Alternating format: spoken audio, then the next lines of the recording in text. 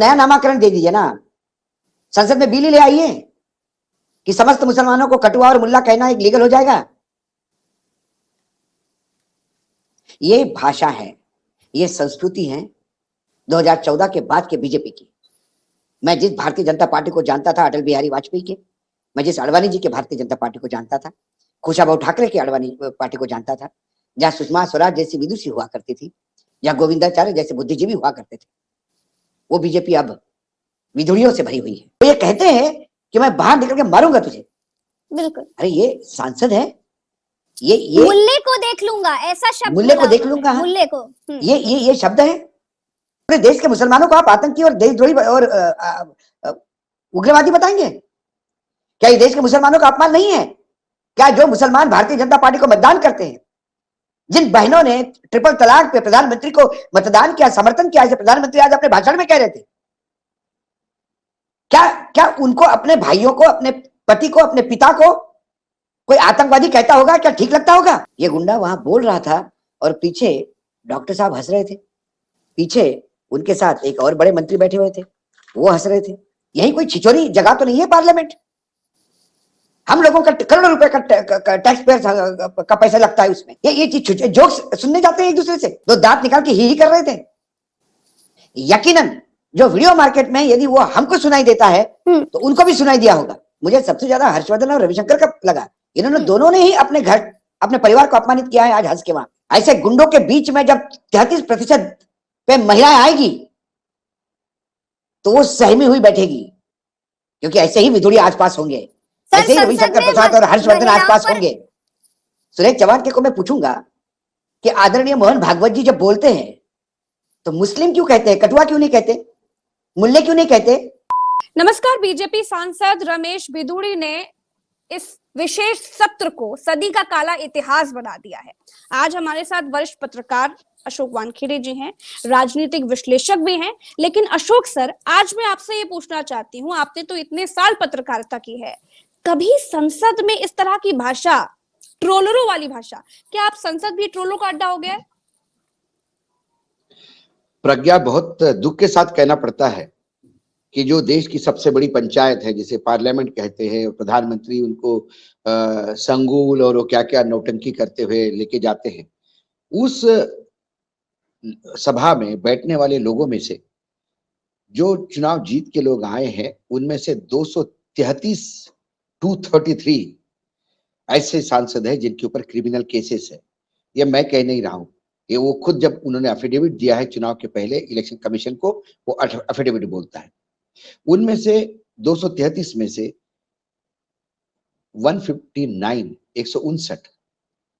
सांसदों के ऊपर, यानी 29% हमारे संसद में जितने सांसद बैठते हैं उनमें से 29% लोग सीरियस क्राइम जिनके ऊपर केसेस है, माने rape, murder, attempt to murder, kidnapping और क्राइम अगेंस्ट वुमन, ये कैरेक्टर है हमारे संसद का। 2009 की तुलना में यदि आज की संसद जो 2019 में जो लोग चुन के आए, उनमें देखा जाए तो ये सीरियस क्राइम वाले जो उम्मीदवार है उनमें 109% की बढ़ोतरी हुई है। ये रिकॉर्ड बताता है। जब पेड़ आप, मतलब जब बबूल का पेड़ लगाओगे तो आम कहां से होंगे? क्या विधुड़ी ये बहुत बड़े क्वालिफाइड और बड़े जनमान्य नेता है? ये मसल पावर और मनी पावर का खेल करने वाले लोग हैं। उनके खिलाफ भी 4 क्रिमिनल केसेस है और ये पहली बार नहीं हुआ। मुझे याद है आदरणीय सुमित्रा महाजन जी जब स्पीकर थी, तब एक महिला के ऊपर इतनी अभद्र टिप्पणी उन्होंने की कि जो मैं इस अपने चैनल पे बोल भी नहीं सकता। और साथ में तुम बैठी हो, मेरी बेटी हो, इतनी घटिया स्टेटमेंट इसने कमेंट की थी। उस महिला सांसद ने सुमित्रा महाजन के पास कंप्लेंट की। वो कांग्रेस की सांसद थी, सुमित्रा महाजन बीजेपी से, लेकिन ताई ने जब वो कमेंट, जब रिकॉर्ड हुआ, जो ऊपर जो सारा रिकॉर्ड होता है पार्लियामेंट में, जब सुना तो ताई आग बबूला हो गई और उन्होंने तुरंत विधुड़ी को करीब करीब निष्कासित करने का सोचा था। लेकिन तब राजनाथ सिंह और जेटली जी 1 घंटा ताई जी को समझाते रहे कि अब आइंदा ऐसा नहीं होगा, गलत नहीं होगा। ताई कह रही थी कि मैं बैठी हूं सदन में, मैं सीट पे बैठी हूं, एक महिला अध्यक्ष बैठी हुई है और ये अभद्रता, इतनी भद्दी टिप्पणी किस ये आदमी। और ताई ने फिर उसको कह दिया था कि तू मेरे सामने कभी मत आना, विधुड़ी को। ये विधुड़ी आदतन मजबूर, मतलब आदतन मुजरिम है इस मामले में। वो महिलाओं की कोई इज्जत नहीं करता, किसी दूसरे सांसद की इज्जत नहीं करता। जिस सांसद के दानिश अलीम के बारे में बोला है, वो बड़े प्लेयर है, वो बहुत बड़े ऑपरेटर है, पॉलिटिकल ऑपरेटर है और बहुत संजीदा आदमी है। लेकिन उसको कटुआ कहना, उसको आतंकवादी कहना, उसे मतलब गाली देना, गंदी गाली देना। और उसके बाद सबसे जो दुखदाई है, वो दो होनहार, मतलब मेरा तो डॉक्टर हर्षवर्धन के प्रति बहुत आत्मसम्मान था। मतलब डॉक्टर हर्षवर्धन को मैं बहुत संघ से आए हुए, पूरे डेडिकेटेड, लोगों में लोकप्रिय, ऐसे में पूर्व मंत्री मेरे उनके बहुत, प्रज्ञा जी मेरे बहुत अच्छे संबंध थे उनके। मैं जब पत्रकार रिपोर्टिंग करता था, स्कूटर थी मेरे पास, तो कई बार मेरे स्कूटर में बैठ के आए हैं, मेरे फैमिली के संबंध थे। लेकिन आज जब ये बदतमीज आदमी, ये गुंडा किस्म का आदमी, इनको गुंडा ही कहूंगा मैं, गुंडों की भाषा, गुंडे की भाषा गुंडा ही बोलता है। ये गुंडा वहां बोल रहा था और पीछे डॉक्टर साहब हंस रहे थे, पीछे उनके साथ एक और बड़े मंत्री बैठे हुए थे, वो हंस रहे थे, और रविशंकर प्रसाद हंस रहे थे। और जब सोशल मीडिया में ट्रोल होना शुरू हो गया तो उनने कहा कि वो हमको तो पता ही नहीं पड़ रहा था, सुनाई नहीं दे रहा था। अरे भाई, सुनाई नहीं दे रहा तो फिर किस बात पे हंस रहे थे? दोनों बड़े नेता है, कैबिनेट में बड़े ओहदे पे रह रहे हैं। यही कोई छिचोरी जगह तो नहीं है पार्लियामेंट। हम लोगों का करोड़ों रुपए का टैक्स पेयर का पैसा लगता है उसमें। ये चीज जोक्स सुनने जाते हैं एक दूसरे से, दो दांत निकाल के ही कर रहे थे। यकीनन जो वीडियो मार्केट में यदि वो हमको सुनाई देता है तो उनको भी सुनाई दिया होगा। क्या ये आप प्रोत्साहित करते हैं? क्या किसी मुस्लिम सांसद को कोई उसके धर्म के नाम से गंदी गाली देता है, आप पीछे हंस के उसका महिमा मंडन करते हैं, आप प्रोत्साहित करते हैं? रविशंकर प्रसाद किस परिवार से आते हैं? उनके पिताजी क्या अशोक सर, मोदी जी को एक उत्सव और मनाना क्या चाहिए, उनके G20 का क्या उत्सव उन्होंने मना चुके, रविशंकर, मुझे सबसे ज्यादा हर्षवर्धन और रविशंकर का लगा, इन्होंने दोनों ने ही अपने घर, अपने परिवार को अपमानित किया है आज हंस के वहां। और उसके बाद हमारे जो स्पीकर हैं वो क्रोधित होते हैं। संजय सिंह ने तो सिर्फ मणिपुर में डिस्कशन मांगा था, उनको निष्कासित कर दिया और इन्हें कहते कि वार्निंग देके आइंदा बर्दाश्त नहीं होगा। इतना घटिया सोच यदि इसका होगा तो ये क्या, आप सोचो प्रज्ञा जी, आप एक महिला हैं, ऐसे गुंडों के बीच में जब 33% पे महिलाएं आएगी तो वो सहमी हुई बैठेगी, क्योंकि ऐसे ही विधुड़ी आसपास होंगे, ऐसे ही रविशंकर प्रसाद और हर्षवर्धन आसपास होंगे। अभद्र टिप्पणी तो निशिकांत दुबे के उदाहरण के तौर पर लोग देख चुके हैं, लेकिन संसद में पूरी कौम को गाली दी जा रही है, पूरी कौम को। प्रधानमंत्री जी को एक उत्सव इस पर मनाना चाहिए। आज उसने तो, आज जो कमेंट्स आए वो बहुत बेहतरीन, मतलब आज उमर अब्दुल्ला ने बोला जी कि अरे आतंकी तो हम है ही, हम जम्मू कश्मीर के लोगों को तो आप आतंकी बोल ही देते हैं, लेकिन इस पूरे देश के मुसलमानों को आप आतंकी और देशद्रोही और उग्रवादी बताएंगे? क्या ये देश के मुसलमानों का अपमान नहीं है? क्या जो मुसलमान भारतीय जनता पार्टी को मतदान करते हैं, जिन बहनों ने ट्रिपल तलाक पे प्रधानमंत्री को मतदान किया, समर्थन किया, ऐसे प्रधानमंत्री आज अपने भाषण में कह रहे थे, क्या उनको, अपने भाइयों को, अपने पति को, अपने पिता को कोई आतंकवादी कहता होगा? क्या ठीक लगता होगा? संजय सिंह ने तो कहा कि ये गुंडों की भाषा है। महुआ मैत्रा ने कहा कि गाली देना भाजपा की संस्कृति है, और ये दिखती है बार बार। ओवैसी ने कहा कि यहूदियों के साथ जो हिटलर ने व्यवहार किया वो क्या मुसलमानों के साथ व्यवहार करेंगे? क्योंकि उसके बाद वो कहते हैं, विधुड़ी जी, महामहिम विधुड़ी जी, गाता विधुड़ी जी, क्योंकि बीजेपी के है तो महामहिम हो गए वो ये कहते हैं कि मैं बाहर निकल के मारूंगा तुझे। बिल्कुल। अरे ये सांसद है, ये मुल्ले को देख लूंगा, ऐसा शब्द, मुल्ले को देख लूंगा, मुल्ले को, ये शब्द है। मुल्ला को मुल्ला कहना गाली कैसे हो गई? जो कटवा, माफ कीजिएगा मुझे बोलना पड़ रहा है मजबूरन, जो कटवा ने को गलत नहीं बल्कि कर्तव्य मानते हैं, उनको कटवा कहना अपराध कैसे हुआ? भारत माता की जय नहीं कहने वालों को उग्रवादी नहीं कहेंगे तो क्या भारत रत्न देंगे? ग्रामीण परवरिश के रमेश बिदुड़ी जर्मनी गुर्जर के शब्दों के खिलवाड़ कर अपराधी ठहराना ठीक नहीं, उनको अपराधी ठहराना ठीक नहीं, ये बात सुरेश चौहान के कह रहे हैं, आरएसएस के पत्रकार हैं अशोक सर। नहीं हालांकि तो मैं ये कहता पत्रकारिता हूँ, से इनका कोई लेना देना नहीं है, नहीं लेकिन फिर भी कहे सुरेश जाने वाले धाकड़ सुरेश चौहान के को हम पत्रकार मानते ही नहीं। हम्म। पत्रकारिता के मतलब यदि वो पत्रकार है तो हम पत्रकार नहीं है, सीधी बात। सुरेश चौहान के को मैं पूछूंगा कि आदरणीय मोहन भागवत जी जब बोलते हैं तो मुस्लिम क्यों कहते हैं, कटुआ क्यों नहीं कहते, मुल्ले क्यों नहीं कहते? जरा आप आरएसएस के संघ चालक की क्लास लीजिए, उन्हें तो मुसलमानों को संबोधित नहीं करना चाहिए आता है। कौन जर्मनी में पढ़ा है, कौन जब ये यही लोग हैं जो इसको जस्टिफाई करते हैं। छत्रपति संभाजी महाराज वो मराठी है, जिन्होंने जिस पत्रकार की आप बात करते, तथाकथित पत्रकार की बात कर रहे हैं, उन्हें मैं कह रहा हूं छत्रपति संभाजी महाराज को गद्दारों ने, मराठों के गद्दारों ने औरंगजेब के हाथ सौंपा था, तो क्या मराठों को गद्दार कहेंगे? औकात है इनकी कि महाराष्ट्र में जाकर समस्त मराठों को गद्दार कहें? टेलीविजन चैनल के वहां कमरे में बैठ के बात करना बात अलग है। ये वही चौहान के हैं जिनको सुप्रीम कोर्ट ने भी लताड़ा था कि मुसलमान आईएएस ऑफिसर क्यों होते उस बात पे। और ये विदुड़ी की पहली बार नहीं है, इनके कॉन्स्टिट्यूंसी में कोई मिलने गया कि साहब स्कूल का बड़ा प्रॉब्लम हो गया एजुकेशन का और ये है और बच्चे का एडमिशन नहीं हो रहा, तो उन्होंने कहा बच्चे क्यों पैदा करते हो? सवाल अब इनके भी घर वालों को पूछ रहा होगा कि इनको क्यों पैदा किया। आज मातृशक्ति को वंदन कर रहे थे। और ये जो अशोक सबसे सर पहले इतनी मिर्ची क्यों लग गई विदुड़ी को, इतनी मिर्ची किस बात की लग गई?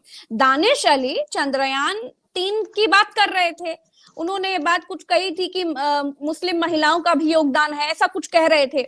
उसके बाद विदुड़ी अचानक से आग बबूला हो गए और इतनी कौन सी बात कह दी भाई, जो उन्होंने अपने साथी सांसद को, जिन्हें माननीय शब्दों से नवाजा जाता है सांसदों को, उनको आतंकवादी और उग्रवादी और इतने घटिया शब्दों का इस्तेमाल किया जो मैं इस वक्त पर बोल नहीं सकती। ऐसा क्या हो गया था? नहीं सेंट अब्दुल कलाम जी के नाम पे भी इनको ऑब्जेक्शन होना चाहिए। उनको भी आप कटुआ और मुल्ला बोलिए, मुस्लिम समाज के हैं तो एक नया नामाकरण दे दीजिए ना, संसद में बिल ले आइए कि समस्त मुसलमानों को कटुआ और मुल्ला कहना एक लीगल हो जाएगा। ये भाषा है, ये संस्कृति है 2014 के बाद के बीजेपी की। मैं जिस भारतीय जनता पार्टी को जानता था अटल बिहारी वाजपेयी के, मैं जिस आडवाणी जी के भारतीय जनता पार्टी को जानता था, कुशाभाऊ ठाकरे के आडवाणी पार्टी को जानता था, जहां सुषमा स्वराज जैसी विदुषी हुआ करती थी, जहां गोविंदाचार्य जैसे बुद्धिजीवी हुआ करते थे, वो बीजेपी अब विदुड़ियों से भरी हुई है। दुर्भाग्य है देश का। चुनाव जीतने के लिए आप किसी को भी सामने लाएंगे और जिताऊ उम्मीदवार के नाम से बाहुबली और धन बली को आप, धन पशुओं को आप यदि सामने लाओगे तो पार्टी का कैरेक्टर यही कह जाएगा।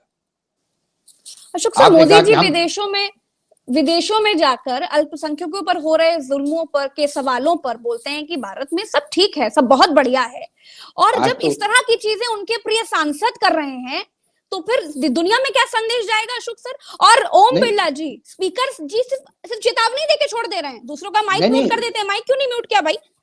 हमारे स्पीकर की इतनी हिम्मत है कि वो एक्शन ले। स्पीकर की हिम्मत है एक्शन ले, मैं चैलेंज करता हूं।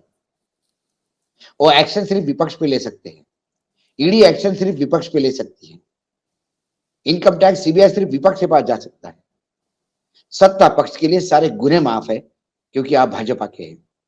आप भाजपा के हैं तो आपको कोई असंसदीय। हमारे यहाँ एक बुकलेट निकली प्रज्ञा जी, वो बुकलेट 1100 पन्ने की है और वो बुकलेट संसद ने जारी की। और वो बुकलेट क्या कहती है कि कौन से शब्द असंसदीय है, जिसे संसद में यूज नहीं करना चाहिए। उन शब्दों में मैं शब्द गिनाता हूं आपको, भ्रष्ट, असत्य, अपमान, ये शब्द भी असंसदीय हो जाते हैं। लेकिन भड़ुआ, कटुआ, मुल्ला, ये हमारे 2014 के बाद के देश की संस्कृति हो गई है कि ये संसदीय शब्द हो गए हैं। राजनाथ सिंह माफी मांग के फ्री हो गए, उन्हें खेद व्यक्त कर दिया। प्रधानमंत्री जब हर्षवर्धन जी ने भी बहुत बड़ा लेख लिखा है कि ये दो सांसदों के बीच की बात है, उसमें हमको इन्वॉल्व मत कीजिए।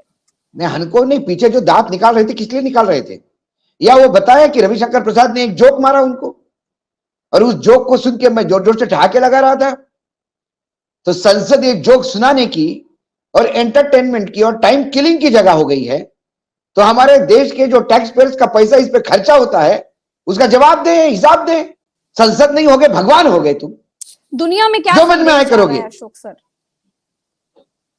इसलिए दुनिया में क्या संदेश जा रहा है अशोक सर?